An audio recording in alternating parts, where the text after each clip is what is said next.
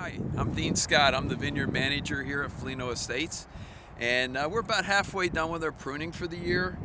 We do it in about 4 stages. The first stage is we actually cut the canes off from last year. So we had a big cane that came across here and it had about 6 or 7 shoots on it, and each one of those shoots had a cluster of grapes.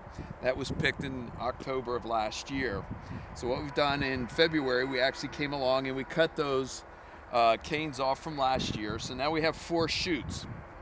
The reason we keep 4 is because it's been one of those years where it's up and down with the temperature. We're a little concerned that we might lose some of our canes, and we don't want to be without grapes for next year. So what we do is we keep 4, and what I'll do is I'll lay one of these down,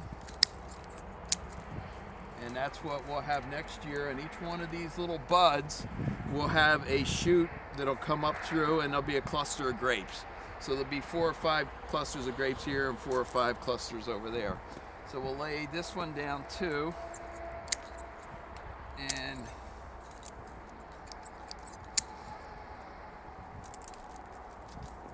that's what we'll do for now. And then come the 1st of May, or actually maybe the middle of April, I will actually cut these off. But for now, we'll leave them about this height.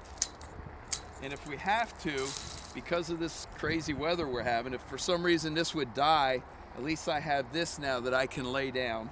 And what I'll do in May is I'll come along and I'll cut it off here, and I'll cut this one off here, and then that'll give us a shoot for next year, and that will be the cane that we will actually use next year. So it's an evolving thing. You got to think about next year already when we're pruning this year.